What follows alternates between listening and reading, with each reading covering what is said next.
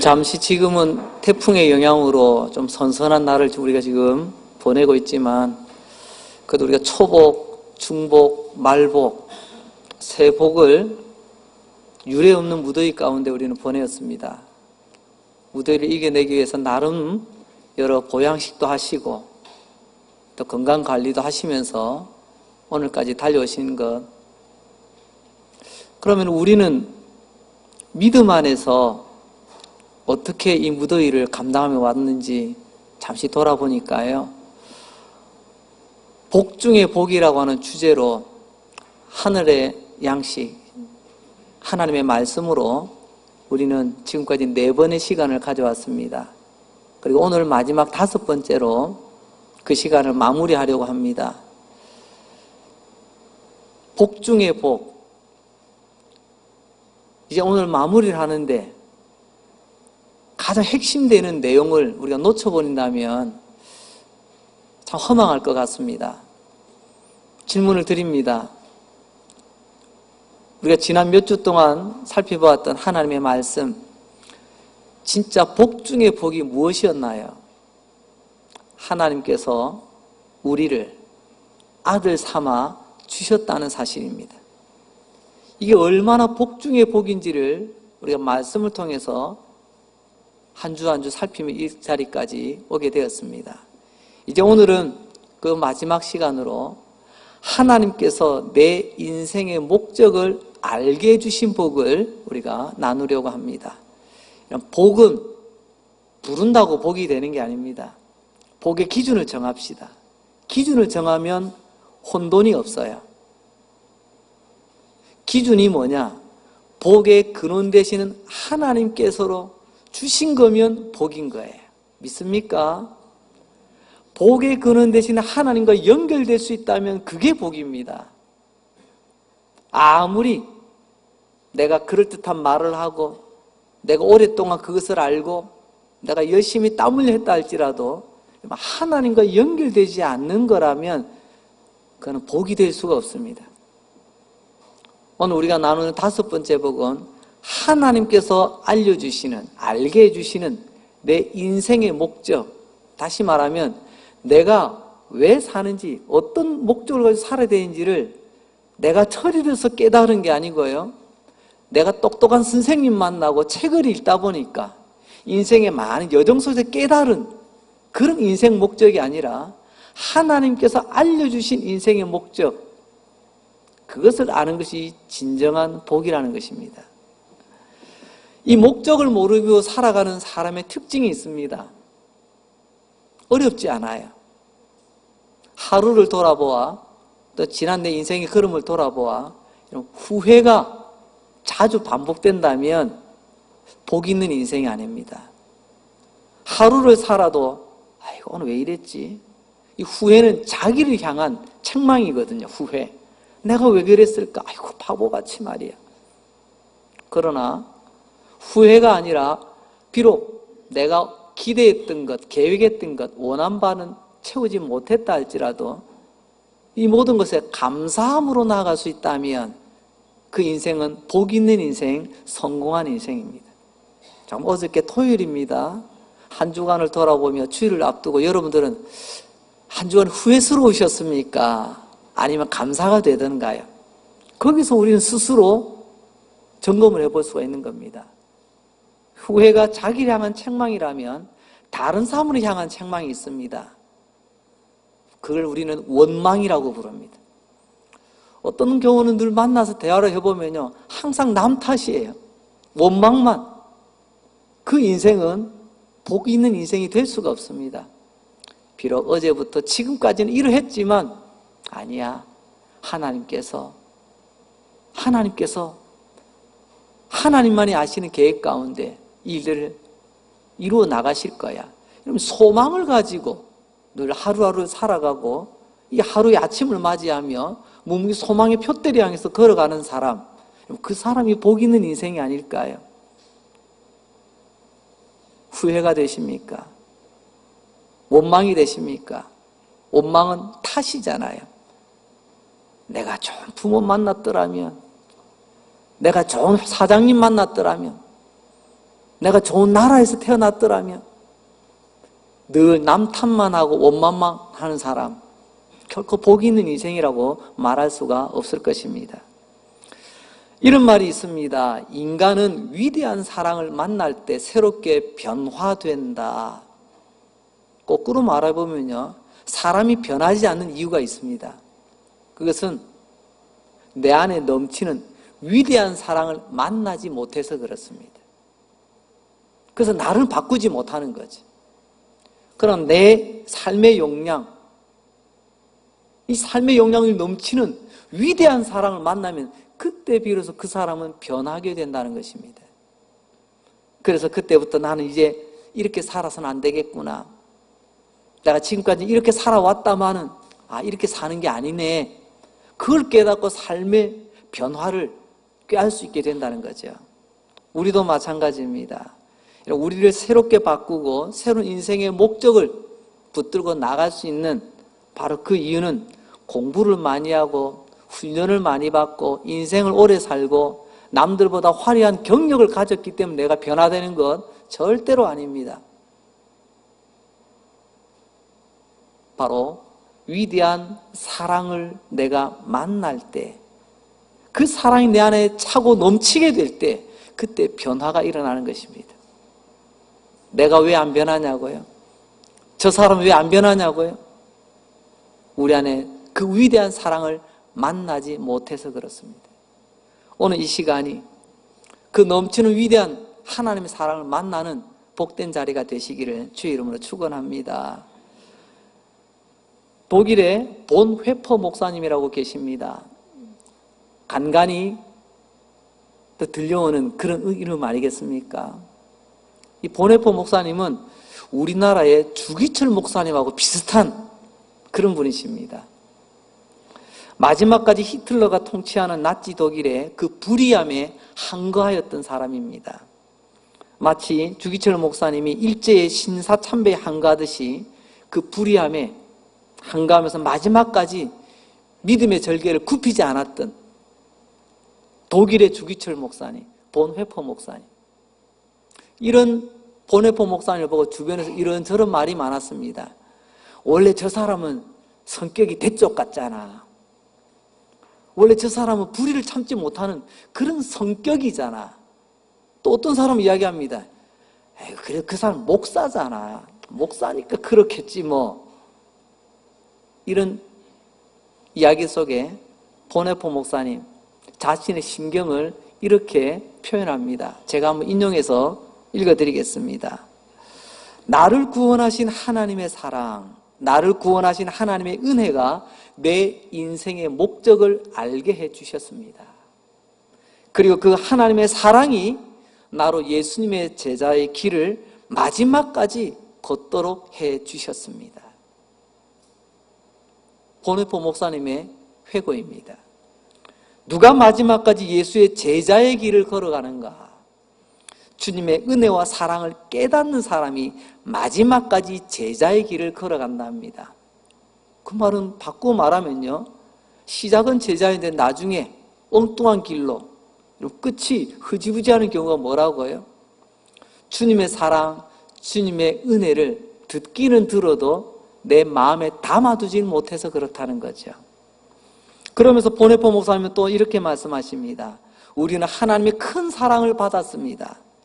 이제 우리는 세상 한복판에서 하나님의 그 사랑을 온몸으로 살아내어야 됩니다. 사랑을 받고 은혜 받은 것을 내 온몸으로 삶으로 살아가는 것, 이걸 믿음 생활이라고 하는 거예요. 믿음은 머리가 똑똑해서 아는 게 아닙니다.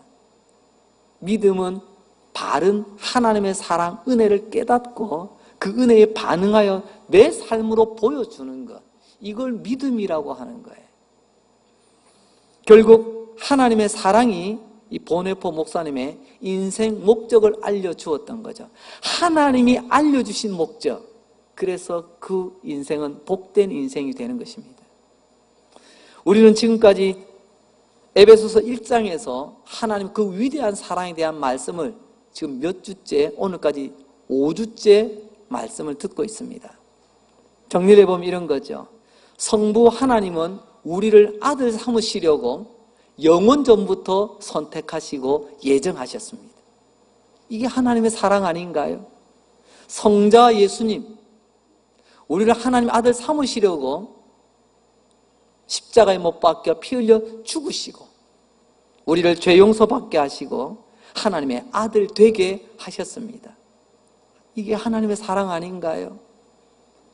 성령 하나님, 내 안에 오셔서 의심치 않도록, 흔들리지 않도록 도장을 찍어주셨습니다. 혹시라도 구원에 관하여 하나님의 나라에 대해서 의심할까봐 확실한 보증 도장을 찍어주셨습니다. 장차 하나님의 영원한 기업을 물려받게 될 것을 잊지 말라고 도장을 찍어주셨습니다. 이게 하나님의 사랑 아닌가요? 에베소서 2장 4절과 5절 말씀, 긍휼이 풍성하신 하나님이 우리를 사랑하신 그 큰 사랑을 인하여 허물로 죽은 우리를 그리스도와 함께 살리셨고 너희는 은혜로 구원받은 것이라. 요약되는 말씀, 하나님 그 큰 사랑, 하나님 그 큰 은혜가 오늘 우리를 구원하였고 하나님의 아들 되게 하셨다는 것입니다. 이 하나님 그 큰 사랑, 그 은혜를 우리가 받았다면, 받은 것을 분명히 한다면 인생 목적이 분명히 생기게 된다는 것이죠. 보네포 목사님의 말씀처럼 이 세상 한복판에서 그럼 나는 어떻게 살아야 되는가라고 하는 거룩한 고민이 생기게 된다는 것입니다. 여러분들이 믿음 생활하시며 오늘같이 주일이면 예배당에 나오시는 그런 믿음의 여정 속에 혹시 이런 거룩한 고민이 있으셨나요? 그러면 여러분들은 말씀을 의지하여 단언하건대 여러분들은 복 있는 사람 맞습니다. 의심하지 마시기 바랍니다. 그러나 내가 수십 년 교회를 다녔는데, 교회 생활도 좀 꽤 했는데, 이런저런 직분도 받았는데 나에게 이런 거룩한 고민이 없었다면 좀 심각한 문제입니다. 오늘 하나님은 하나님께서 알려주신 인생의 목적을 알고 살아가고 있느냐, 이걸 묻고 계시는 거예요. 이 험난한 세상 한복판에서 하나님 그 큰 사랑 어떻게 내 몸으로 살아낼까요? 첫째는요, 하나님 말씀하십니다. 이 세상 한복판에서 찬송하며 살라고 말씀하십니다.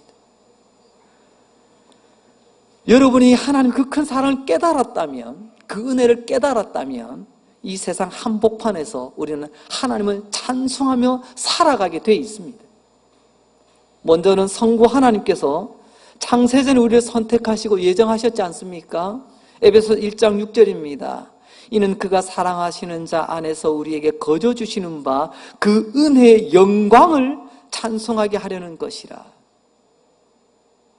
두 번째, 성자 예수님은 십자가의 그 보혈로 우리의 죄를 용서해 주셨습니다. 그리고 그 마지막 결론이 뭐냐? 왜 우리를 위해서 십자가에서 죽으셨느냐? 구원이에요. 근데 구원이 끝이 아닙니다. 구원은 시작이에요. 우리를 구원하셔서 무엇을 하기를 원하실까요? 에베소 1장 12절, 이는 우리가 그리스도 안에서 전부터 바라던 그의 영광의 찬송이 되게 하려 하심이라. 왜 십자가를 지시고 죽으셨냐고요? 왜 우리를 구원하여 주셨냐고요? 하나님의 그 영광 찬송하라고 말입니다. 그리고 세 번째, 성령님, 우리에게 왜 보증의 도장을 찍어주셨습니까? 1장 14절 말씀, 이는 우리 기업의 보증이 되사 그 얻으신 것을 속량하시고 그 영광을 찬송하게 하려 하심이라. 할렐루야. 우리를 선택하시고 예정하신 이유도, 우리가 십자가에 죽으시고 우리 위하여서 찾아오신 것도, 우리 안에 성령의 도장을 찍어주신 것도, 여러분 표현은 다르지만 여러분 그 결론은 똑같습니다. 하나님의 그 큰 은혜, 그 사랑, 그 영광을 찬송하게 하려고 말이에요. 이게 우리에게 주신 목적이에요. 선택하신 목적, 우리 위해서 죽어주신 목적, 우리 안에 도장을 찍어주신 그 목적이라는 거죠. 하나님이 알려주신 목적. 이게 내 인생의 목적이 아니라면 우리는 하나님이 말씀하시는 복 있는 인생이 아니라는 것입니다. 생각해 보십시오. 요즘 세상 흔히 하는 말로 갑질의 횡포가 도를 넘어도 너무너무 그런 세상입니다. 우리 하나님 뭐가 아쉬워서 그 천사 보내면 되잖아요. 네가 알아서 해. 이 나이에 내가 하리? 이 위치에 있는 내가 가리? 너희들이 좀 가서 좀 해라. 시킬 수도 있을 거예요. 그러나 나 같은 죄인 이 변혁이라는 이 한 인간을 위해서, 우리 한 사람 한 사람을 위해서 천지 만물을 지으신 만왕의 왕이 되시는 삼위 하나님이 직접 동원되셨습니다. 성부 하나님, 성자 하나님, 성령 하나님. 우리는 그 큰 사랑, 그 은혜를 입은 사람들이에요. 이 사랑을 깨닫는 사람은 그 마음속에 새로운 인생의 목적이 생길 수밖에 없어요. 우리가 예배를 드려도, 예배당에 나와도 내가 꽤 신앙생활을 괜찮게 한 것 같아도 좀 이 사랑, 이 은혜를 깨닫지 못하니까 내 안 인생의 목적이 내가 세운 계획, 내가 세운 목적대로 살아가는 것입니다. 하나님께서 나 같은 죄인 구원하신 그 사랑, 그 은혜를 깨닫는 그 영혼에서 뿜어져 나오는 그 찬송을 받으시기 원하십니다.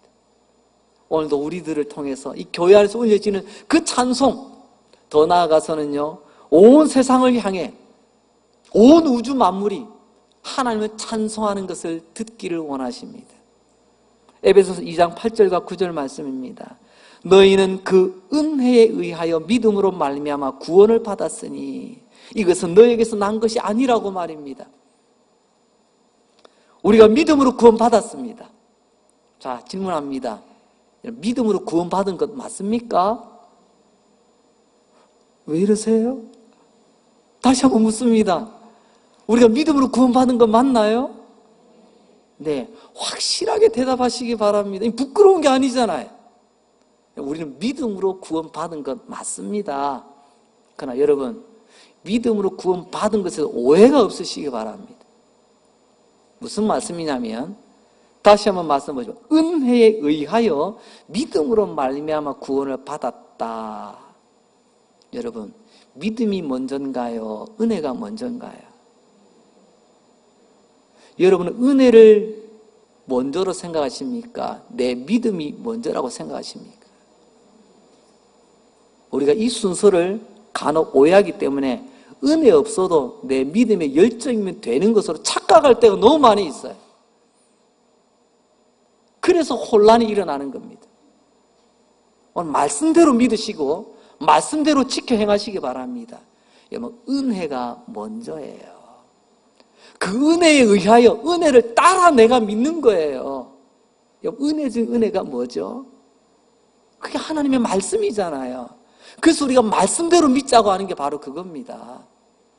하나님의 은혜가 먼저 되어지고 그 은혜를 따라 믿음으로 반응하며 살아가게 될 때에 하나님 영광을 받으시는 겁니다. 할렐루야.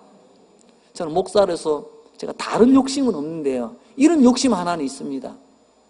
누가 뭐래도 변형 목사 참 믿음 좋은 목사지, 저는 그런 거 원치 않습니다. 뭐 목사가 믿음이 없겠습니까만은 저는 믿음 좋은 목사라는 말보다 제가 원하는, 제가 욕심하는 게 있어요. 참 목사님은 은혜도 많아. 참 목사님 보니까 참 실력도 없고 몸도 비실비실하고 참 뭐 하나 볼품 있는 게 하나도 없는데 어떻게 하나님께서 은혜를 베푸시는지. 여러분, 저는 은혜의 욕심이 많은 사람입니다. 실제로 그렇고요.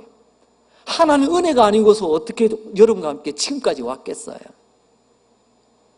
여러분들 이런 욕심이 있기를 부탁을 드립니다. 은혜의 욕심을 내시기 바랍니다. 은혜의 욕심은 탈나는 법이 없어요. 만약 내 행위로 구원을 얻었다면, 만약 구원이라는 시험이라는 제도가 있어서 내가 구원받게 된다면 아마 시끌시끌할 겁니다. 믿음의 연수대로 줄 서시오. 교회에 했던 여러 가지 업적대로 줄 서시오. 직분 순서대로 줄 서시오. 아마 시끌시끌할걸요. 그래서 하나님 우리에게 말씀하십니다. 하나님은 절대로 우리가 구원받는 데 있어서 우리를 자랑하지 못하도록 하나님의 은혜가 먼저 임하게 되는 것입니다. 하나님의 은혜로 우리를 구원하시는 것입니다. 믿음은 그 은혜에 대한 반응이에요. 은혜, 하나님의 말씀에 대한 반응이 없이 믿음이라고 하는 것을 여러분 조심스럽게 사용하시기 바랍니다. 저 사람 참 믿음 좋아 라는 말보다 저 사람은 참 하나님의 은혜가 넘쳐, 그렇게 평가해 주시고 그렇게 칭찬받는 저와 여러분 될 수 있기를 주의 이름으로 축원합니다. 하나님 은혜와 하나님의 사랑을 받은 사람의 또 다른 특징이 뭐냐면요, 절대로 세상 자랑 안 한다는 겁니다. 자랑, 내가 이런 사람입니다, 내가 이런 일도 했거든요, 이런저런 내가 왕년의 말입니다, 이게 다 자랑 아닙니까? 세상 자랑, 자기 자랑. 은혜 입은 사람은 자랑이 딱 하나밖에 없습니다. 예수 자랑밖에 없어요. 다 예수님의 은혜입니다. 하나님의 은혜입니다. 그분만 드러나게 돼 있어요. 근데 은혜가 아닌 사람, 하나님의 은혜와 사랑으로 변화되지 않은 사람의 특징은요, 내가 말이야 왕년에 이런 일도 했는데 말이야, 나 이런 사람인데 말이야, 자존심에 조금이라도 성집이 나면 견디질 못하여 합니다. 이건 믿음이 있고 없고의 문제가 아니더라고요. 때로는 목사도 그렇더라고요.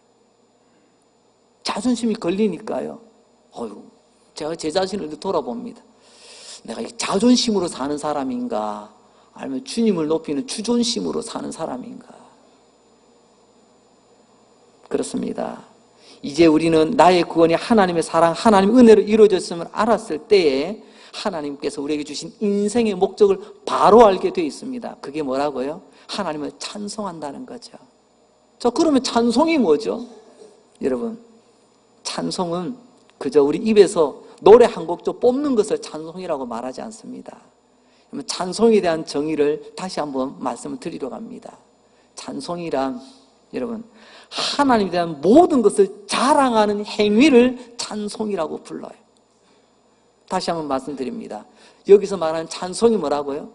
내 자랑이 아니고 하나님을 자랑하는 것을 찬송이라고 부르는 거예요. 그래서 어떤 사람은 노래하시는 분 노래로 하나님 자랑하는 거고요, 어떤 사람은요 그림을 하시면 그림으로 하나님을 자랑하는 거고요, 어떤 사람은 뭐 글로써, 때로는 말로써, 어떻게 해서든 누구 자랑? 하나님만 자랑하는 행위를 우리는 찬송이라고 부릅니다. 그런 삶을 살게 된다는 것입니다. 하나님 그 큰 사랑, 그 은혜를 깨달은 사람은 이러면 하나님 자랑하는 재미로 삽니다. 내 자랑하는 재미가 아니에요. 어저께는 우리 교회 73주년 기념일을 앞두고 우리 지역과 함께하는 그런 시간으로 중앙시장을 방문하여, 그것도 파란 유니폼 입고 말입니다, 각각 나갔습니다. 아무 말 안 했습니다. 피켓 들고 예수 천당 불신지요 그런 거 안 외쳐요. 그저 조용히 가서 이거저거 가면서 맛있는 음식도 먹고 필요한 물건도 사고 시장을 이렇게 한번 돌아보며 함께 했습니다. 이 무더위에 얼마나 힘들게 장사하고 계시는지. 근데 어떤 분이 또 물어봅니다. 오늘 무슨 날이에요? 누구예요? 어디서 왔어요? 예, 저희들은 강릉 제일교회에서 왔습니다. 오늘 우리 지역사회와 함께하기 위해서 우리 성도들이 함께 와서 먹고 마시고 함께 하는 시간을 가지고 있습니다 라고 얘기했더니, 교회에서 이런 일도 하세요? 자기가 왜 놀랬을까요? 교회는 그런 거 하는지는 꿈에도 생각 못했거든요. 오늘 말씀드린 이유는 바로 그겁니다. 우리가 파란 옷을 입고 나갔더니 평소와는 좀 다르시더라. 물론 우리가 여기서 또 주의사항도 전달받았지만 깎는 분 제가 볼 때는 아무도 안 계시더라고요. 그래 가서 또 상냥하게 밝은 미소로, 아마 작은 시간이지만 예수 믿는 사람 모습이 이런 거구나라는 것을 그분들이 조금은 느꼈으리라 생각이 되어집니다. 내가 누군데가 아니고요, 우리 예수 믿는 사람이에요. 강릉제일교회 다니는 교인들입니다. 예수 믿는 사람들, 이웃과 함께 이렇게도 하는군요. 이렇게 또 밝은 모습으로, 이렇게 함께 한 마음으로, 이게 하나님 믿는, 하나님 자랑하는 모습 아닐까요? 그렇습니다. 하나님께서 우리에게 알려주신 인생의 목적을 바로 한다면 하나님을 찬송하며 사시기는 우리 모두가 될 수 있기를 바랍니다. 찬송이 뭐라고요? 어려운 말 쓰지 맙시다.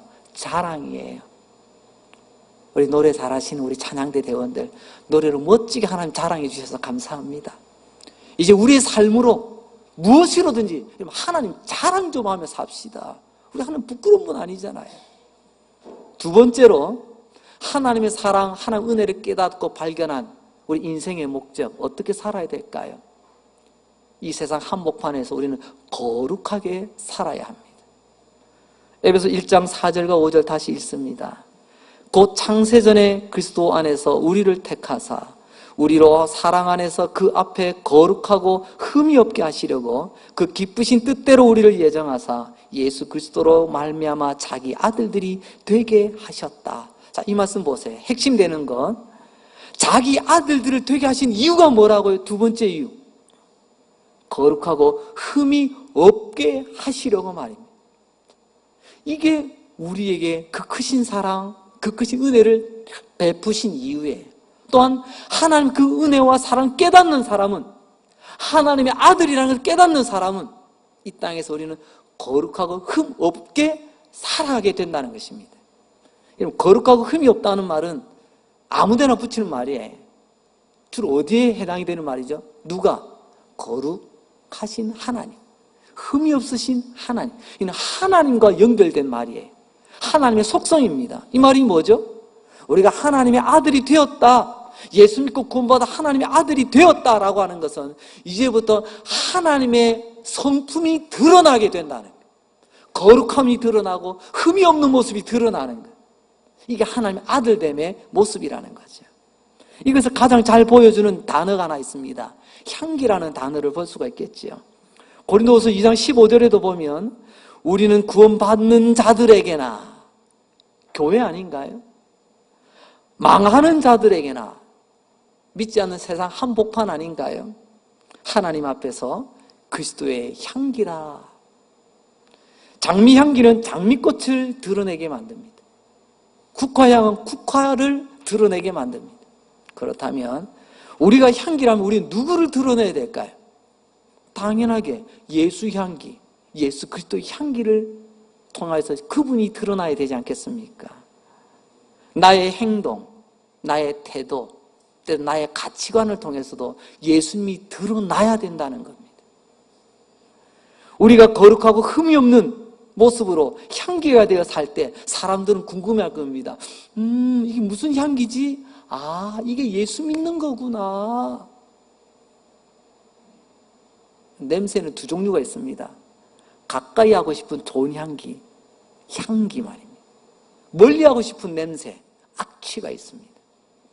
여러분, 우리가 예수 믿으세요, 메가폰 들고 마이크 들고 떠들지 않아도요, 향기를 바라보시기 바랍니다. 향기를 바라면 모입니다. 악취를 바라면 떠납니다. 오늘 내 안에 향기로 가득한지 악취로 가득한지 다시 말씀으로 돌아보시기 바랍니다. 원래 이 흠이 없다라고 하는 말은 구약에서 흠 없는 제물을 뜻하는 단어입니다. 제물, 제사를 드릴 때 하나님께 드리는 제물 말입니다. 여러분, 제물은 어떤 걸 고를까요? 소떼, 양떼 제일 앞장서서 가는 똑똑한 놈? 아니에요. 그 무리 중에 제일 덩치 좋은 놈? 아니에요. 그 무리에 제일 오래된 놈? 아니에요. 제일 목소리 좋은 놈? 아니에요. 제물은 기준이 딱 하나입니다. 뭐죠? 흠이 없어야 돼요. 흠이 없어야 돼요. 그렇습니다. 하나님의 백성은 내가 얼마나 많이 가졌느냐, 얼마나 누렸느냐, 소유가 아닙니다. 하나님의 백성은요, 내가 어떤 사람인가, 어떤 존재인가. 그래서 우리는 소유로 사는 사람이 아니고 존재로 사는 사람입니다. 얼마나 많이, 얼마나 높이, 그게 아니고 나 이런 사람이에요. 나 하나님의 사랑 입은 사람이에요. 향기를 드러내는 사람입니다. 우리가 왜 거룩한 존재이죠? 하나님이 거룩하니 너희도 거룩하여라. 하나님 말씀하지 않습니까? 하나님의 거룩함을 우리에게 가장 강조하는 말씀이 레위기 성경인데요, 세 가지를 강조합니다. 하나님께 거룩하라, 너 자신에게 거룩하라, 그리고 이웃에게 거룩하라. 이 세 가지입니다. 하나님 앞에 거룩한 행위가 뭘까요? 그게 예배입니다. 예배는 우리 거룩함의 종합세트입니다. 예배에 우리의 마음과 뜻과 정성을 모든 걸 다 준비하여 여러분 시간을 드리잖아요. 마음을 드리잖아요. 물질을 드리잖아요. 우리의 모든 정성을 다 드리잖아요. 예배는 하나님 앞에 드리는 우리 거룩함의 현장이에요. 나 자신에게 거룩하라가 뭘까요? 여러분 내 중심이 없으면 또 내려갑니다. 유행 따라가는 거죠. 뭐 옷만 유행 타는 게 아니더라고요. 사람들의 생각도 따라가더라고요. 흔히 말해서 대세를 따라간다나요. 남들도 다 그러던데 제가 목회 중에 가장 안타까운 순간이 뭐냐면요. 목사님 말씀은 알겠는데요. 세상이 그렇지 않습니다. 제가 이런 말을 들을 때입니다. 목사님께서 하시는 말씀이 진리라는 걸 알겠는데요. 근데 현실은 그렇지 않습니다. 사람들하고 눈치도 봐야 되고 관계도 맺어야 되고 이런 저런 것들 때문에 우리는 진리를 따라가는 사람인데 때로는요 진리를 알지만 진리보다 의리를 따라가는 경우들이 많더라고요. 하나님의 한마디보다 친구의 한마디, 이웃의 한마디, 선후배의 한마디가 더 두려워요. 다시 한번 우리에게 돌아봅니다. 우리는 어떤 거룩함의 모습을 드러내며 살아갑니까? 우리 훈련 중에서 간혹 우리가 필독 도서로 읽어야 될 책 중에 하나가 팬인가 제자인가라는 책이 있습니다. 제목 자체가 의미심장하죠. 예수님 팬처럼 우르르 모여서 아이고 예수님 우리 오빠 하면서 박수치면서 따라가는 그런 무리인가? 아니면 예수님께서 말씀하신 대로 훈련받은 제자의 삶을 살기를 원하는가? 이런 책을 지은 책 저자가 카일 아이들먼이라고 하는 사람입니다. 카일 아이들먼이라고 하는 이 사람이 이런 우리에게 도전을 주는 참 귀한 책들을 많이 썼습니다. 그 책에 보면 이런 예화가 하나 있습니다. 이 예화가 실제로 있었다고 합니다. 저자의 이야기하면. 그 아는 사람 중에서 프랭크라고 하는 50대 중반의 남자가 있었습니다. 신실한 믿음의 집사였고 정말 사랑스러운 남편이었고 존경받는 아버지였고 정말 성실함으로 인정을 받는 사회인이었습니다. 50대 중반은 갑자기 심장마비로 죽게 되었어요. 그래서 갑자기 그 교회가 장례를 하게 되는데 장례라는 것이 다 똑같지가 않더라고요. 우리나라도 경상도식이 다르고 전라도, 충청도, 강원도도 또 다르더라고요. 장례의 방식이 말입니다. 서구는 또 영화나 드라마를 보면 간혹 그런 경우가 있습니다. 마지막 고인을 이게 추억하며 마지막으로 한마디씩 던지면서 그분의 죽음을 이게 또 함께 슬픔을 나누는 그런 시간들이죠. 그래서 집례하던 분이 이렇게 이야기합니다. 이제 우리 사랑하던 형제, 우리 프랭크 형제에 대한 혹시 추억을 나누실 분들 계십니까? 라고 질문을 던졌더니 마침 30년 전에 이 프랭크가 다녔던 대학교의 동창이 몇 명이 그 자리에 왔습니다. 학교 다닐 때 같이 재미난 학창시절을 보냈는데 이제 사회에 나가면서 한 30년가량 떨어져 있다고 어떻게 그 부고 소식을 듣고 이 자리에 오게 된 거예요. 그리고 그 친구가 한 사람이 손을 듭니다. 제가 한마디 하겠습니다. 분위기가 워낙 슬픔에 잠겨 있으니까 분위기 좀 바꾸자고 우리 친구 프랭크는요 대학 다닐 때 30년 전 말입니다. 그때 우리 학교에서 유명한 술고래였습니다. 이 친구 따라올 자가 없었어요. 그리고요 이 친구 우리 학교에서 제일 여자 관계가 복잡했던 친구입니다. 조금 분위기 좀 바꾸려고 이야기를 꺼냈다가 이 지금 분위기를 보니까 싸하거든요. 요즘 말로 갑분싸. 갑자기 막 분위기가 싸해졌습니다. 아 이건 무슨 소리야 지금 왜 저런 이야기를 하지? 그러니까 옆에 있는 친구가 자기가 좀 거들려고 제가 또 한마디 할까요? 라고 하는데 그때 이 프랭크의 처남이 죄송하지만 제가 먼저 한번 한마디 하겠습니다. 그래서 허락을 얻고 나왔습니다. 처남이에요. 처남이 나서 이렇게 이야기합니다. 예, 여러분이 알고 있는 제 형님 프랭크 며칠 전에 죽었습니다. 하지만 방금 30년 전 대학교 친구였던 그분께서 말씀하시는 그 프랭크는 그 옛날 죽었습니다. 무슨 말인지 아시겠습니까? 프랭크라고 하는 이분이 예수님 만나기 전에 생활은 술고래고 참 여자들 쫓아다니며 삶의 이 땅의 쾌락이 인생의 목적인 줄 알고 살았던 프랭크였지만 이제 그 이후로 프랭크가 예수님 만났다는 걸 이 대학 친구들은 몰라요. 그게 30년의 그 기억만 남아있는 거예요. 그렇지만 처남이 이야기합니다. 맞습니다. 그때 그 프랭크 거짓말이 아닙니다. 그 옛날엔 그런 사람이었습니다.